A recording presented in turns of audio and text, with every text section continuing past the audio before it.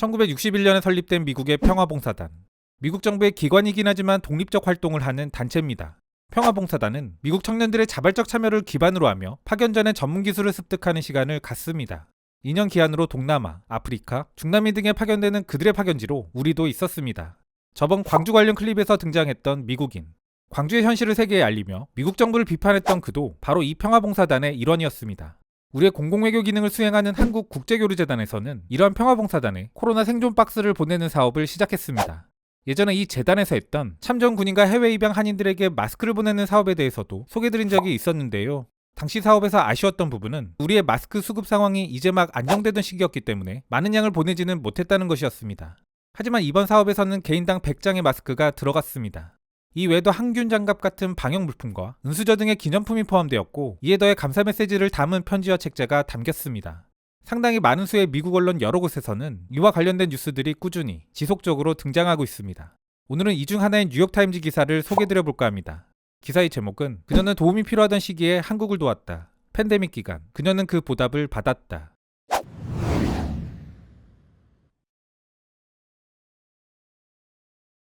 산드라 네이던 씨는 1966년부터 68년까지 한국의 한 마을에서 평화봉사단의 일원으로 여고생들에게 영어를 가르쳤다. 52년이 지난 후 현재 그녀는 그녀를 울려버린 케어 패키지를 한국으로부터 받았다. 네이던 씨는 집에 갇히게 되면서 점점 고립감을 느끼던 중이었다. 그녀가 머물고 있는 뉴욕주 스티븐타운에서는 코로나19 사례가 폭발적으로 증가하고 있었다. 전문가들은 2차 및 3차 감염에 대한 강력한 경고를 했고, 이 때문에 그녀는 불안에 떨어야 했으며 도저히 외부로 나갈 수 없었다. 그러던 중 그녀는 이달 초 코로나19 서바이벌 박스라고 라벨링된 소포를 받았다. 이는 한국을 향한 그녀의 헌신에 대한 감사의 표시로 마스크 100장을 비롯한 기타 여러 아이템을 담은 한국 정부의 선물이었다. 은퇴한 노동 변호사인 그녀는 말한다.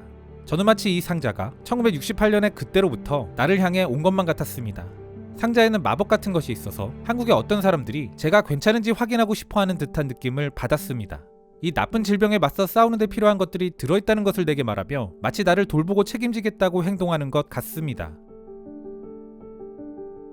수십 년 전 한국 사람들은 네이던 씨를 비롯한 2,000명의 다른 평화봉사단원들에게서 지금 네이던 씨가 느끼는 것과 똑같은 것을 느꼈다. 1966년부터 81년까지 젊은 미국인들이 교사와 의료 종사자로 봉사했을 때 한국은 전쟁이 남긴 질병, 독재, 빈곤, 파교로 피해를 입은 제3세계 국가였다. 그랬던 한국은 이제 세계에서 가장 부유한 국가 중 하나. 또한 코로나 바이러스 전염병에 대한 대응은 비록 지금 사례가 약간 증가하기는 했지만 세계 다른 그 어떤 국가보다 뛰어나며 다른 나라들의 모범으로 유지되고 있다. 한국국제교류재단은 지난 10월부터 자신들의 부채를 일부 갚기 위해 전직 평화봉사단원 514명에게 코로나19 생존 박스를 보냈다고 밝혔다. 동봉된 편지에는 이근 한국국제교류재단 이사장의 명의로 다음과 같이 써있다. 평화봉사단의 도움에 매우 큰 감사를 표합니다. 한국은 당신들이 다녀간 이후 경제적 성취를 만들어냈습니다. 네이던 씨가 한국에서 시간을 보낼 무렵 한국은 질병과 가난에 시달렸다. 그녀는 시카고 대학을 졸업한 직후 평화봉사단에 합류했다. 그녀는 한국에 도착한 최초의 자원봉사자 중 하나였으며 한국의 북부도시 춘천에 배정되어 지역 고등학교에서 영어를 가르쳤다. 당시 그녀의 나이는 21세였다. 이번 프로그램은 팬데믹 상황에 맞춘 것이기는 하지만 평화봉사단을 향한 일시적 행사는 아닙니다. 우리나라는 한국전쟁 참전 용사들의 한국 방문 프로그램과 더불어 지난 2008년부터 평화봉사단의 재방문 프로그램도 꾸준히 운영하고 있습니다. 2008년에는 61명을 시작으로 지금은 매년 50여 명을 초청하고 있는데요. 올해는 코로나 사태로 이 생존 박스 프로그램으로 대체된 겁니다. 그녀는 한국을 회상하며 말한다. 춘천은 아름다운 곳이었습니다. 소나무는 우아했고 봄에는 아름다운 철쭉이 언덕을 뒤덮었습니다. 그러나 대부분의 거리는 비포장도로였고 아이들은 신발 없이 밖에 나갔습니다. 날이 어두워지면 네이던 씨는 천장을 가로지르며 뛰어다니는 쥐의 소리를 들을 수 있었다. 당시 그녀가 있던 곳에는 일반적으로 배관도 존재하지 않았다. 이어지는 이메일 인터뷰에서 그녀는 다음과 같이 말했다. 자원봉사자들 사이에서 있었던 논쟁은 타임이냐 아니면 뉴스위크냐였습니다. 이는 화장실에서 어느 것이 더 큰 만족감을 주느냐에 관한 논쟁. 당시 한국에서는 화장실에서 쓸 휴지를 구할 수 없었습니다. 이 두 잡지는 모두 한국 정부의 검열관에 의해 검은색으로 가려진 페이지와 함께 제공되었다. 마을 도처에는 방공선전물이 어지럽게 넘쳐났다. 그녀가 한국에 머무는 동안에는 군사적 긴장도가 극에 달한 사건들도 이어졌다. 해안가에서 미국의 해군 함선인 푸에블로호가 납포당하는 사건이 있었고 국경을 넘은 무장특공대가 한국의 청와대를 향하던 일도 있었다. 한국의 겨울 아침에 그녀는 씻기 위해 플라스틱 용기에 담긴 얼음을 깨트려야 했다. 그녀가 근무했던 학교는 난로 하나로 교실을 데웠고 이는 그녀에게 슬픈 감정을 불러일으켰다. 교실은 외부로부터 냉기가 계속해서 흘러들어왔다. 그녀는 말한다. 수업을 하기에 불편함을 느낄 정도로 추웠습니다. 그래서 저는 수업을 하지 않는 휴식 시간이 되면 창문을 통해 들어오는 햇살의 움직임에 맞춰 몸을 주기적으로 움직였습니다. 그런데 추위가 매서운 날에도 아침 조회 시간에 학생들을 보면 대부분의 아이들이 코트를 입지 않고 있었습니다. 아마도 아무도 코트를 입지 않았던 것으로 저는 기억합니다. 그러나 네이던 씨는 영어를 배우고 싶어하는 열정적인 학생들과 강력한 정서적 유대감을 형성했다. 그녀는 한때 한국에서 흔한 문제였던 기생충 치료를 위해 가난하고 병든 소년을 미군 의사에게 데려간 적이 있었다. 그 소녀의 어머니는 나중에 학교로 찾아왔고 갓 나온 따뜻한 달걀 몇 개를 선물했다. 달걀에는 부드러운 회색 깃털이 아직 붙어 있었다. 그녀는 말한다. 제 제자와 그녀의 어머니에게는 무척 필요했을 달걀을 건네며 감사를 표할 때 저는 흘러나오는 눈물을 주체할 수 없었습니다.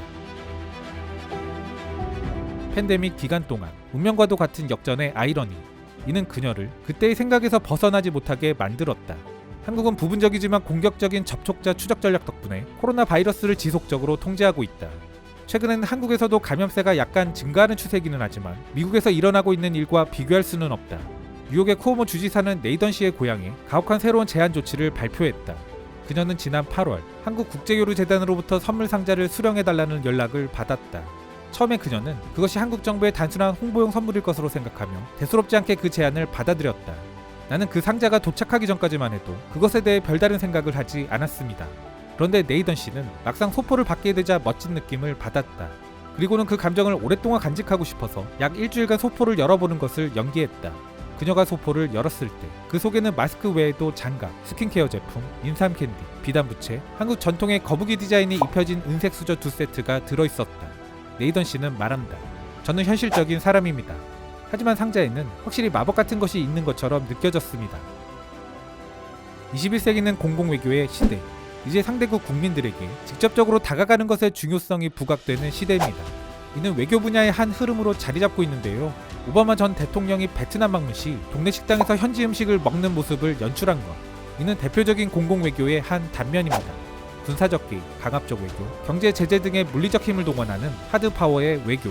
반면 공공외교는 역사, 전통, 문화, 가치, 비전 등을 동원하는 소프트파워의 개념입니다. 우리는 소위 한국형이라고 부를 만한 우리만의 공공외교의 수단들이 존재합니다. 우리가 걸어온 역동적인 현대사, 최근의 방역, 한류까지. 여기에 인위적으로 연출한 모습이 아니라 진정성 있게 다가갈 수 있다는 점은 우리만의 장점이 아닐까 싶습니다. 팬데믹 기간 동안 우리가 보여준 강점들을 잘 활용한다면 우리의 외교적 위상도 더 올라갈 수 있지 않을까. 다만 최근의 재확산 위기, 이것까지 잘 극복하며 마무리해야 할 때라 생각합니다. 개인적으로 저는 이번 위기가 올해 있었던 여러 번의 위기 중 마지막으로 판단합니다. 효과적인 치료제가 나오기 시작하면 리스크는 어느 정도 해소될 것으로 보는데요. 끝이 보이는 만큼 저를 포함한 많은 분들이 지친 마음을 한 번 더 추스려 이 위기를 이겨나갈 수 있기를 바라봅니다.